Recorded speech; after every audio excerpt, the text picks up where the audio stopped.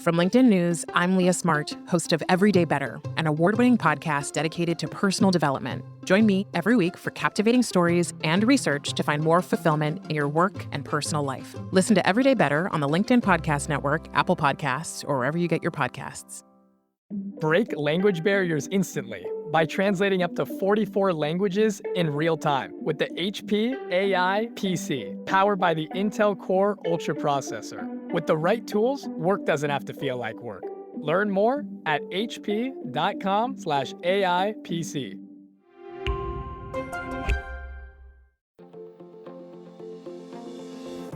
Hello, my friend, and welcome to another exciting episode of Negotiate Anything. Thanks for joining us today.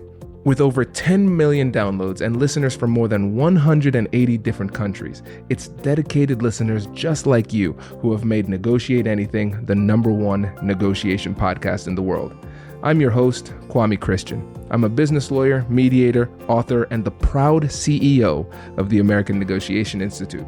Now, before we get into today's insightful conversation, I have a golden opportunity for those of you who recognize the power of negotiation in your professional lives. Have you ever found yourself wishing that you could navigate those high-stakes conversations with more confidence?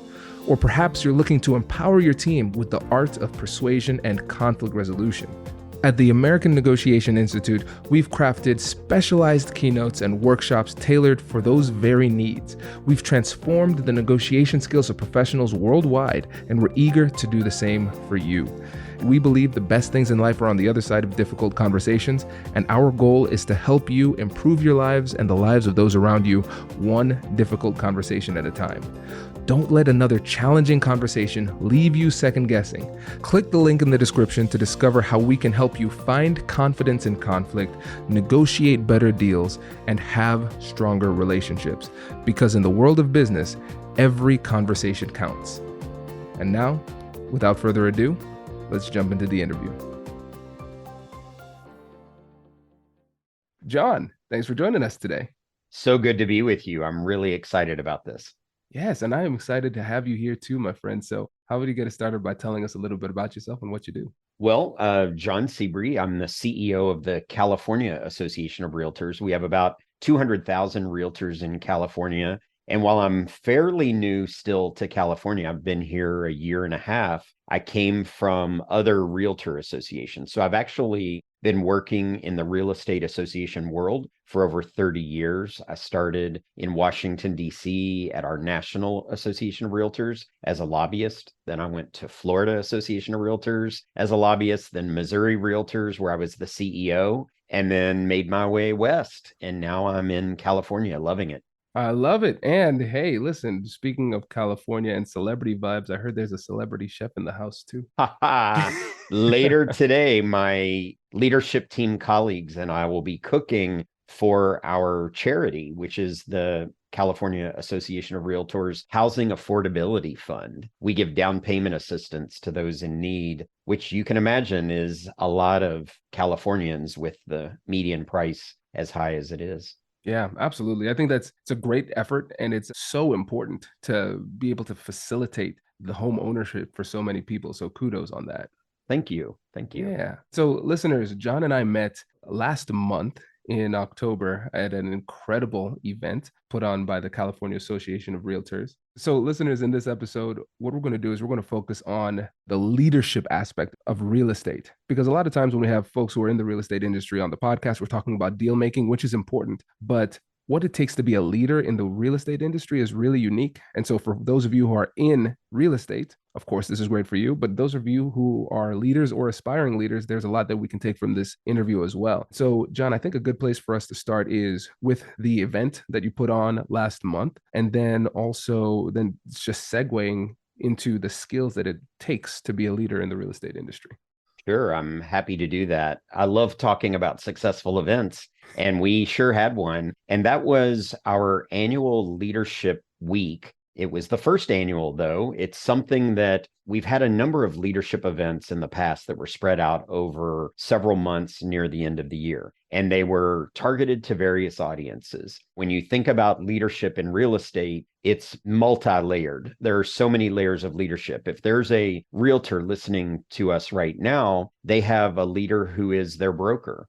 They may have a team leader. They have a local association that they belong to, which has an association executive and a president and a leadership team. So we wanted to find a way to bring all of these people together and give them leadership training. And obviously, people are at different levels. If someone is an incoming leader at a local association, they may have been a broker for years, they may have been an agent, but they need a certain type of leadership. So we had leadership tracks. We divided people out. We had them attend the things that they found most interesting for them and their leadership journey, depending on where they are in their leadership journey. And as I said, in previous years, this was something spread out over months. We had this idea, we're paying for our members to come to a leadership training session. Why don't we combine it into 1 week? And once we realized this would be a way to get more people together, networking opportunities were better.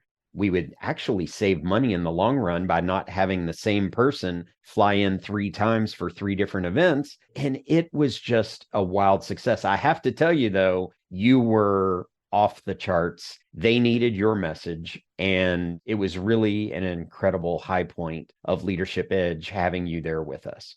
Hey, John, I appreciate that. That means a lot to me because I'll tell you one thing, going to that event, it did not feel like a first time event. You all did an amazing job. And listeners, they were open to being really creative as well. We did a live episode of Negotiate Anything on stage. So we'll get that audio to the production team soon. Yeah, it was a great event. And you're absolutely right. The leadership is such a critical element of what it takes to be a professional and what it takes to make an organization continue to move forward and grow. But finding incredible, like targeted leadership opportunities for developing your leadership skills that addresses the different levels of leadership in different capacities. I think you all did an incredible job of striking that balance. And it's the feedback that I saw from everybody. They were talking about the whole event. They were blown away. It was great. Yeah. Thank you. Oh, my pleasure. So now here's an opportunity for us to get a crash course in leadership from John. Yes. So when we think about leadership and we think about just your approach to leadership, how would you describe your leadership philosophy? I have an opportunity to talk about this to our local associations often because I'm trying to help them through their leadership journey and figuring out and understanding that leadership takes many different forms, many different styles. There's no one perfect style, but I personally am very democratic in my leadership style. I want to bring people together, not spoon feed them, but help them learn and be in a position to lead others in the future. And I often say, I talk about a crash course in leadership. I had one. I had an amazing crash course because my undergraduate major was organizational behavior. I was taught and I lived this business management for several years of college, figuring out how best to get people to work together to accomplish the most in an organizational setting. Then I graduate from college, moved to Washington, D.C. to work for a member of Congress. And it was the complete opposite of everything I had just learned. And I think we can laugh about it now. It was so fascinating. This member of Congress felt their power was in demeaning others and screaming at them. And many would go home crying that day and dreaded coming to work the next day. But I knew from the beginning, this is not how to be an effective leader. And I think I learned more from that experience because if I had left college and moved somewhere to work for the most amazing person, I would have just assumed that's just how it is. That's what I learned as the way to get things done. And this person just does it. Instead, I was basically slapped in the face with this reality that not all people are good leaders. And I take a lot away from that. And I never forget that. You never know what people are going through, where they're coming from, and what experiences they've had that day or that week or other big things they're going through. So keeping all of that in mind, helping teach along the way, and being the example is the way that I seem to be successfully getting things done. This is a great case study on learning in general, because a lot of times we fear difficulty, we fear challenge, we fear failures. And the first experience you had out of college, it wasn't a failure that you had, but it was a challenging situation. And sometimes those negative situations are the most instructive life experiences we can get, and I know for me as a leader, there have been times where I've been good, there have been times where I have been not so great. Right. But acknowledging that, okay, hey, I messed up in these types of ways and I can improve. And so for you were able to say, this person messed up in these types of ways. Right. Let's make sure that we don't replicate that in other places. It adds to a bit of more of a robust leadership experience that allows you to then teach other people from so many different angles.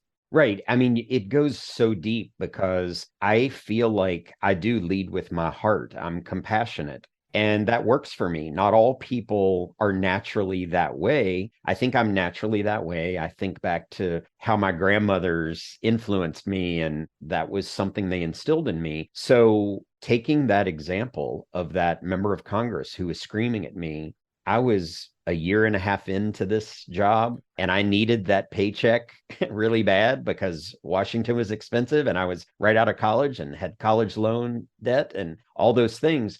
But he was screaming at me one day, and it came from my heart that I shouldn't stand for that. And even though I knew I needed that paycheck, I said, Congressman, can you hold on just a second? And I walked over and slammed one door shut. I walked over and slammed the other, because again, his power was in people being able to hear him scream at them, at someone. And so he loved that power that it gave him. And when I slammed the doors and said, you shouldn't talk to me that way, there is no reason. And you're not mad at me right now. You're mad at something else that's happening in your life, but you're taking it out on me. And I'll be in the other room if you need me, but I'm not staying here right now. And I walked out. I was 22 or 23 years old. That came from somewhere deep inside of me because I knew it was the only right thing that should happen in that moment. I could have pretended it wasn't happening. I could have just dealt with it like we all did every day. But I just was at a point where I knew it wasn't right, and it wasn't right for many, many people. And I stood up for what I thought was right. He respected me more from that day forward, treated me differently than anyone else in the office because everyone had come to be a cheerleader. They were rah-rah, anything. Of course, you're right. Of course. And I wasn't that way. And he saw me as being honest. And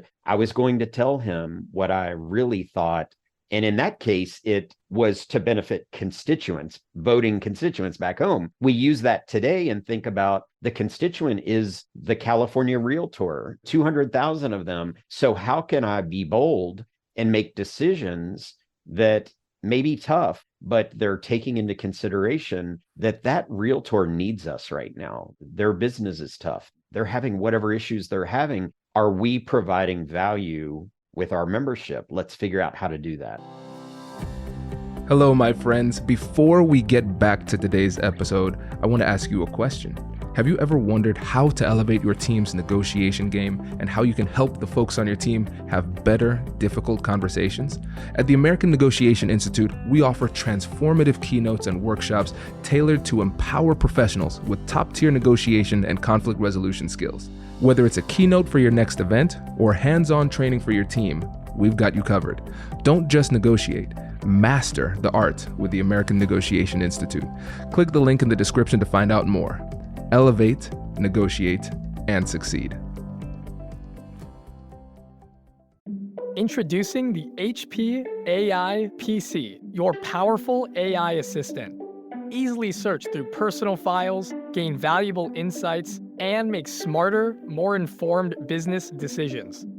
Unlock the future of work today with the HP AI PC, powered by the Intel Core Ultra processor. With the right tools, work doesn't have to feel like work. Learn more at hp.com/AIPC.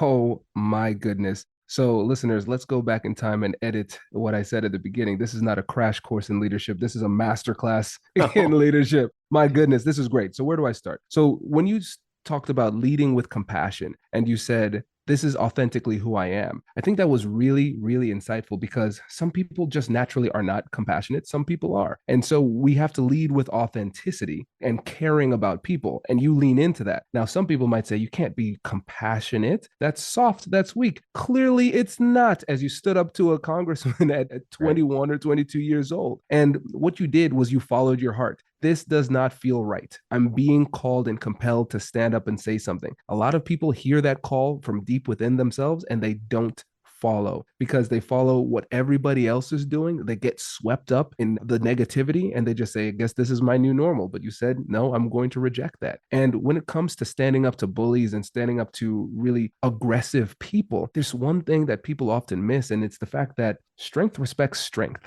And a lot of times, if the bully is just mowing over people and bulldozing people, they're used to that resistance. They enjoy getting what they want, but they don't respect the person on the other side. And for you, they probably didn't appreciate or enjoy the resistance or the way that you stood up for yourself, but they did respect it. And there's a difference between being liked and being respected. And as a leader, we're going toward that respect. So I tell you, this is a great case study here on what it takes to be a leader. Well, thank you. I appreciate it. And the person who does feel like maybe you're soft, if you're compassionate, I would still say that even if they don't feel they're compassionate, they probably have gut feelings. They should at least know when a situation isn't optimal or we've got a better way to handle this. And not everyone is an extrovert. I know so many leaders. I probably know more wonderful, true leaders who are introverted. They go on stage and give the best speech and they're inspiring, but it's tough for them to go hug someone afterward. It's just a difficult thing, but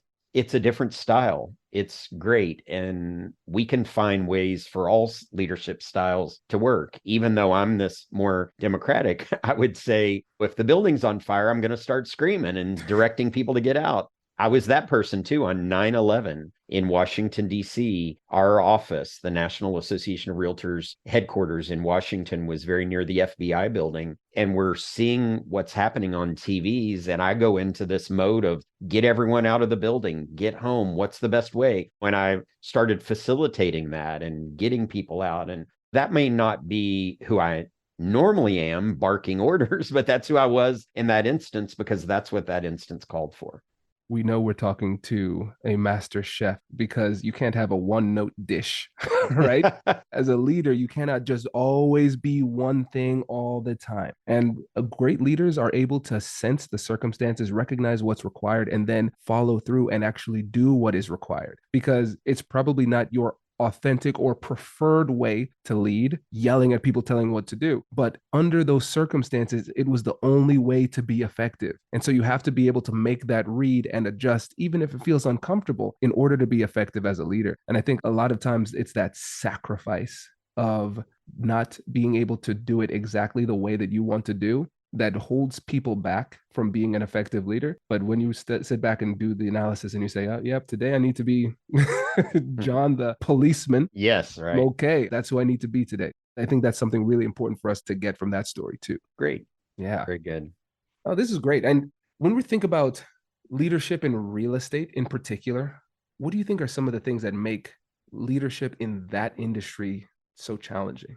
I believe it's one of the most interesting, and I mentioned earlier, there are layers and levels. You know, there is the broker and the team leader that are pretty much all business back at the office working on those tough things. Whereas in the field I'm in of association leadership, we are working to make sure that competitors understand each other and are doing what's best for consumers. And I think it's unlike most other associations because we come together to talk about how are we going to pass laws that are more consumer friendly and allow them to get into homes easier and maybe pay less taxes or find down payment assistance through a government mortgage program or whatever the case is. That's our advocacy leadership. Then there is the legal leadership area where now the bill has passed, it's a law and the forms have changed and you have to know these things and be professional and subscribe to a higher code of ethics and professional standards and education, constantly educating yourself. So this year, I think leaders in our industry have realized this market is very different than it was, say, a year ago or 2 years ago, where you put a home on the market and it has 25 offers and it goes for more and the prices keep going up. And we're constantly thinking, how can the police officer, the firefighter, the first responder, the teacher live in the neighborhood they serve? How are we going to be a leader to find programs that help them get into that? So coming back to our celebrity chef thing later today, that's raising money to get those people over the down payment hurdle. So being a leader means that you're looking at the problems, responding to those problems, and better yet, you're predicting what those issues could be for the future. And I'm walking into a situation where I've only been here a year and a half, and some of the issues that are our challenges didn't happen overnight. It took 30 years to get us to the California that you see today, whether that's politically or zoning ordinances at the local level, and all these things that we now find as challenges that we have to work through. And we have to get creative and find partners, the general public. I've always said that our advocacy is bigger than us. So many groups will go fight for an issue at the state capitol, but when we fight for it, we're fighting for everyone, because that impact real estate has on the economy, this incredible ripple effect, makes us a leader. And we have to do the right thing so that that ripple effect through the economy, the rising tides raises all ships. Mm-hmm. If we're part of that, we're advancing everyone's future. I agree 100%. And for me, as somebody who is a negotiation nerd, I just love the different directions of the advocacy that you are involved in. Because for you as a leader, you're running the organization, you have a leadership role there. That's negotiation constantly. But then you're negotiating with governments, you're negotiating with individual realtors and all of these different entities. But we're seeing how the ability to lead, negotiate, and have difficult conversations is ubiquitous to the success that you and your team enjoy. And we're coming up on time here, but I want to ask you about the future, because like you said, the market is tough. We understand it's tightening a bit. Mortgage rates are high. When you think about the work that you're doing with the California Association of Realtors, what does 2024 look like for you? 2024 is exciting because I'm seeing light at the end of the tunnel. I talk to economists every day. Our own economists are predicting an increase in home sales by as much as 20% in 2024. And this is not just unique to California. This is something that I believe we're going to see across the country, because right now, if you're a couple who've been in a house for 30 years, you're not eager to move if there's nothing for you to move into, or maybe you've been there 10 years and you're locked in at a 3% interest rate and you're hearing about these 7% interest rates and 8%, and that's scaring you, and you don't want to give up that low interest rate, even though your family's growing or your family's shrinking because kids have left for college or whatever the case may be. You're sitting on the sidelines. So interest rates have already started to come down slightly. We are predicting interest rates will come down more into 2024, and that will get us, the buyer, in a new mindset of, you know what, I may not get the 3.5% anymore, but let me take advantage of this 6% now, because the value is going to continue to rise and I can refinance in 2 years when it's down further, versus continue to rent and you'll never see that money ever again. We have to look towards building generational wealth, and that generational wealth comes from the home that you live in, that you're making mortgage payments on versus rent payments on to someone else. So love it. Oh, that's exciting. That is exciting news. It's very exciting. And I tell you, everyone, consumers, buyers, sellers, first-time buyers, our members, everyone wants to see this light at the end of the tunnel. It's exciting because it's been a rough patch. Yeah, for sure. That is great. I'm glad we're able to end on a note of positivity. That's really exciting to see what's coming down the pike on 2024. Listeners, make sure, especially if you're in the real estate industry and you're looking for an amazing event to attend in 2024, check out the California Association of Realtors. I vouch for it. It's a great event. Can you let the listeners know about the next year's event, where it's going to be and when? Yeah, so we have 3 business conferences each year. So the listener, if they are a California realtor, are invited to come to those business conferences. We do not charge a registration fee. That's part of their member benefit. So just in September, we had our annual conference and expo. 7,200 realtors from across California were there to learn and network, and that was really incredible. The event you came to was Leadership Edge, which is invitation only for those who are a leader of their local association, president-elect, for example. They're coming into leadership, the association executives, our chairs and vice chairs of our committees, the advocacy leaders at each of the 99 local associations, our national directors and others. And we'll be sending out invitations to those attendees once we have a date and location finalized. Exciting. Very, very exciting. Listeners, we will put links to everything we discussed in the description of this episode. John, I really, really appreciate you taking the time. Thank you, Kwame. It was wonderful to see you again. Congratulations! You've just joined an elite club. By listening to a full episode, you're now officially on the Negotiate Anything team. So welcome aboard. What most team members do is they subscribe to the podcast because that allows them to automatically get the latest episodes of the show.